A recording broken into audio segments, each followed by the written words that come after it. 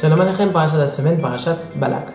On voit dans la paracha que Bilham voulait anéantir le peuple juif par ses malédictions, maudire le peuple juif. Et voilà qu'il monte sur son ânesse pour justement atteindre son objectif, celui de maudire le peuple juif. Et voilà que il se retrouve à frapper à 3 reprises son ânesse. Bam, bam, bam. Et Hachem fait un miracle. Il ouvre la bouche de l'ânesse et voilà qu'elle dit la chose suivante.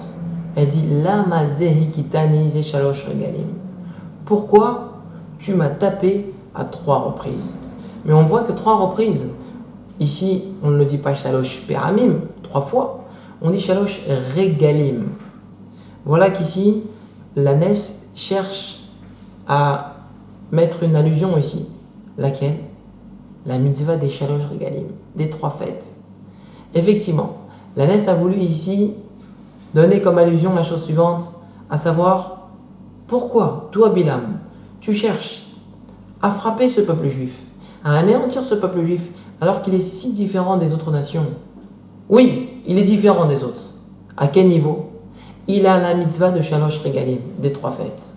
Pessah, Sukkot et Shavuot. A priori, ce qui nous distingue des nations du monde, c'est toute la Torah. Eux, ils n'ont pas l'obligation d'accomplir la mitzvot, et nous l'avons.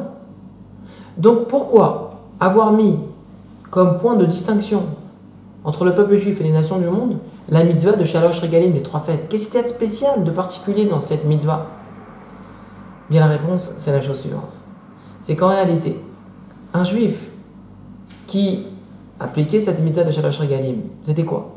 Il fallait monter à Yerushalayim, dans le temple, se présenter devant Akadosh Baruch Hu et y offrir un sacrifice. C'était ça la mitzvah des 3 fêtes.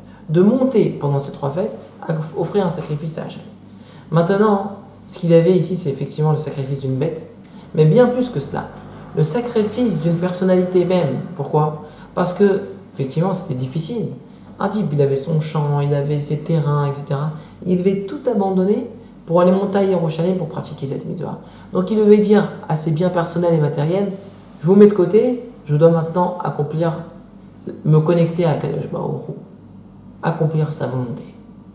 Eh bien en réalité, la mitzvah la plus intense ici qu'il y a dans cette mitzvah des 3 fêtes de shalosh regalim, c'est non pas le sacrifice de la bête, mais en réalité Kadosh Baruch Hu attendait par cela le sacrifice de soi. Celui de dire bye bye mes besoins matériels, maintenant je vais me connecter à Kadosh Baruch Hu. Et c'est ça que l'ânesse dit à Bilham. Ce peuple juif est différent des autres nations. Pourquoi? Parce qu'il est prêt à renoncer à ses désirs personnels, à ses pulsions matérielles, à son monde matériel finalement, pour justement se connecter à Kadosh Baruch Hu. Et on le voit cet aspect, on le voit dans la mitzvah des 3 fêtes. Eh bien, c'est un grand message pour nous. Pourquoi?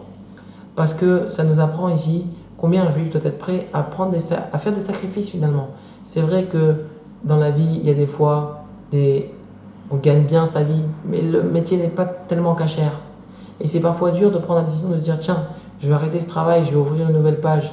Ah, je vais peut-être moins gagner, mais c'est pas grave, c'est la volonté d'Hachem que j'ai un travail cachère. Ou bien la pureté familiale. C'est peut-être difficile, mais c'est ça que je vois où il veut. Je suis prêt à renoncer à mes désirs pour justement me rapprocher d'Akadosh Baruch Hu. Donc que ce soit dans le domaine de la cacheroute, ou dans la pratique du Shabbat, ou dans l'étude de la Torah, ou dans le travail des midot et des traits de caractère. C'est dur tout ça. Mais un juif, il doit être prêt à faire un sacrifice, à renoncer à ses désirs matériels pour se connecter à Kadosh Baruch Hu. Et évidemment, quand on est proche d'Hachem, eh bien, on jouit de toutes ces brachot. Et c'est ce que je vous souhaite et ce que je nous souhaite, Bezrat Hachem. Amen ve Amen. Shabbat Shalom.